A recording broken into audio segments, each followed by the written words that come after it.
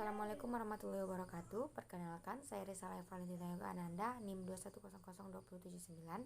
Baiklah, di sini saya akan mencoba menjelaskan materi pembelajaran pertama, yaitu tentang konsep dasar public relations.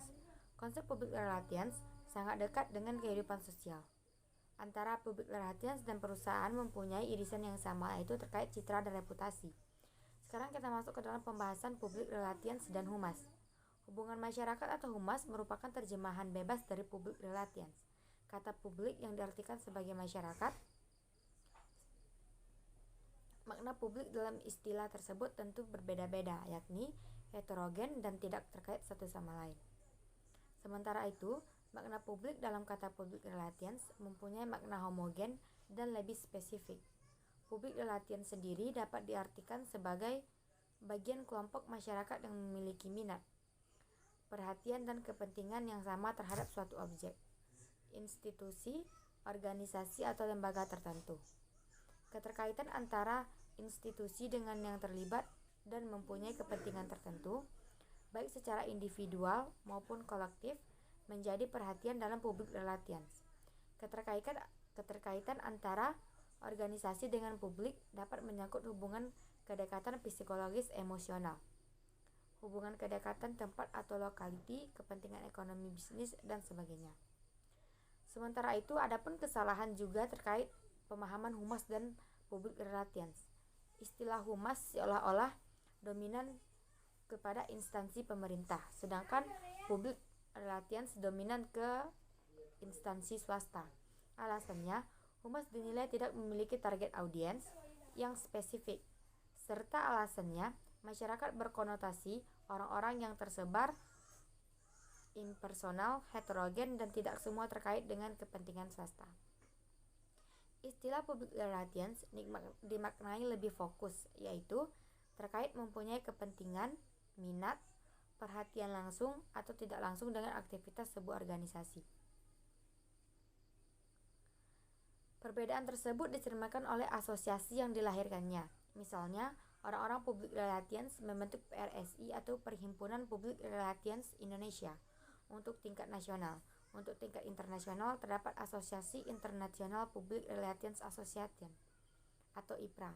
Sementara itu, orang-orang humas atau instansi pemerintah mendirikan Perhumas atau Bokohumas. Meskipun dimaknai berbeda, public relations sudah jamak diartikan sebagai hubungan masyarakat. Adapun perbedaan praktik pekerjaan public relations dan humas di masyarakat. Dalam praktik di masyarakat, public relations dan humas mempunyai perbedaan tentang kinerja. Public relations perusahaan swasta dengan nama besar misalnya, biasa menyusun program kerja disertai strategi dan anggaran yang besar untuk mendukung kerja mereka. Perusahaan tidak keberatan mengeluarkan dana sebesar untuk menggelar suatu event berskala internasional. Pandangan berbeda terjadi untuk humas yang cenderung dihubungkan dengan instansi pemerintah. Humas tersebut dipandang pasif ketika menghadapi opini dan sikap publik. Kemudian humas terkesan memberikan respon setelah ada kritik, bahkan resintesi. Misalnya, humas baru merespon setelah terjadi konflik, pemogokan demonstrasi, bahkan setelah timbul kerusakan. Adapun beberapa kesalahpahaman tentang public relations. Beberapa pemahaman yang keliru beredar dalam masyarakat terkait pengertian public relations. Berikut beberapa persepsi tentang public relations, yaitu yang pertama personal relations, yaitu menjadi praktisi public relations harus memiliki kemampuan membina hubungan secara pribadi. Yang kedua, propaganda, yaitu akar public relations adalah perang. Pada masa perang, tugas public relations adalah mengirim pesan yang salah untuk mematahkan semangat lawan. Propaganda dilakukan demi kepentingan dan kemenangan satu pihak. Yang ketiga, publisitas. Hal ini sering terlihat pada lembaga pemerintah. Lembaga pemerintah lebih banyak menggunakan public relations sebagai press relations, yang tugasnya hanya mempublikasikan kebijakan pemerintah, menyusun jadwal temu wartawan. Yang keempat, iklan gratis. Berita yang dimuat di media sering dianggap sebagai iklan gratis. Oleh sebab itu, banyak praktisi pemasaran berupaya memanfaatkan publikasi pers. Baiklah, itulah beberapa masalah dalam public relations. Selanjutnya kita masuk ke pembahasan yang kedua, yaitu tentang sejarah dan perkembangan public relations di dunia. Sebagai ilmu pengetahuan, public relations masih relatif baru bagi masyarakat Indonesia. Public relations sendiri merupakan gabungan berbagai ilmu dan termasuk dalam jajaran ilmu-ilmu sosial seperti halnya ilmu politik, ekonomi, sejarah, psikologi, sosiologi, komunikasi, dan lain-lain. Dalam kurun waktu 100 tahun terakhir ini, public relations mengalami perkembangan yang sangat cepat, namun perkembangan public relations dalam setiap negara itu tak sama baik bentuk maupun kualitasnya. Public relations merupakan pendekatan yang sangat strategis dengan menggunakan konsep-konsep komunikasi atau kasali. Di masa pendatang, public relations diperkirakan akan mengalami pertumbuhan yang luar biasa. Pemerintah Amerika Serikat mempekerjakan 9.000 karyawan di bidang komunikasi yang ditempatkan di United States Information Agency. Perkembangan humas di dunia itu dalam sejarah istilah public relations sebagai sebuah teknik penguat dengan adanya aktivitas yang dilakukan oleh pelopor E.V. Leadbeater Lee yang tahun 1906 berhasil menanggulangi kelumpuhan industri batubara di Amerika Serikat dengan sukses. Atas upayanya ini, ia diangkat menjadi the father of public relations. Perkembangan public relations sebenarnya bisa dikaitkan dengan keberadaan manusia. Unsur-unsur memberi informasi kepada masyarakat, membujuk masyarakat, dan mengintegrasikan masyarakat dalam landasan bagi masyarakat. Tujuan teknik, alat, dan standar etika berubah-ubah sesuai dengan berlalunya waktu. Misalnya, pada masa suku primitif, mereka menggunakan kekuatan intimidasi atau persuasi untuk memelihara penguasaan terhadap pengikutnya, atau menggunakan hal-hal yang bersifat magis atau totem, benda-benda keramat, dan tabo, hal-hal bersifat tabu dan kekuatan supranatural.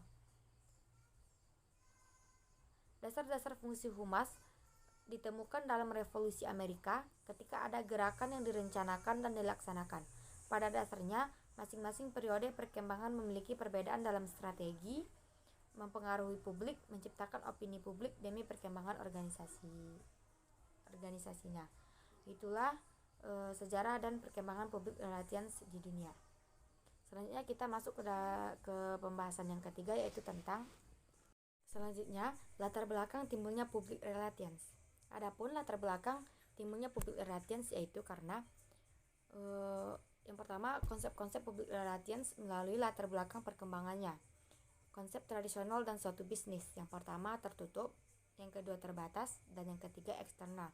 Sedangkan konsep modern dan suatu bisnis yaitu pertama terbuka, yang kedua tersebar luas, dan ketiga internal atau eksternal. Perkembangan public relationship di Amerika. Mayoritas penelitian sejarah dan perkembangan public relations sudah dilaksanakan di Amerika karena Amerika merupakan industri public relations terbesar dan memiliki komunitas pakar dan akademisi yang menggeluti public relations yang dapat menjalankan penelitian lebih banyak lagi tentang public relations. Public relations mulai dipraktikkan pada awal abad ke-20. Praktisinya disebut publicist. Figur yang berpengaruh adalah E.V. Leadbeater Lee dan Edward Bernays. Pada awal abad ke-20, di Amerika ada fase di mana praktik komunikasi yang biasanya dijalankan para penguasa besar seringkali didasari praktis bisnis yang tidak adil.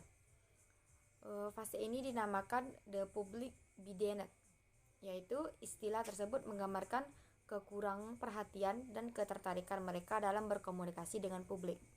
Banyak perusahaan menggunakan agen pers atau publis untuk mengkomunikasikan kepentingan mereka dengan tujuan utama untuk membatasi dan mengontrol aktivitas media. Aktivitas pers di lingkungan industri dilarang karena hasil pengungkapan atau investigasi media kadang bisa membahayakan perusahaan. Agen pers dan publis sering disewa untuk menjadi tameng antara dunia bisnis dengan masyarakat untuk mencegah kebenaran terungkap oleh media. Konsekuensi dari tidak tersampaikannya informasi dari pihak perusahaan kepada publik, media memuat berita negatif yang memunculkan iklim anti bisnis. Kemarahan para pekerja miskin menyebabkan berbagai aksi mogok kerja. Aksi yang menyebabkan 50 orang meninggal dunia di Virginia Barat 1912 sampai 1913 disebut The First Mind War. Banyaknya insiden merusak reputasi dunia bisnis, ditambah lagi kebijakan komunikasi yang menolak berbicara dengan dunia luar dan perlakuan terhadap jurnalis yang dianggap sebagai musuh. Itulah sedikit gambaran latar belakang timbulnya public relations. Hanya itu yang dapat saya sampaikan. Salah dan janggal saya mohon maaf. Assalamualaikum warahmatullahi wabarakatuh.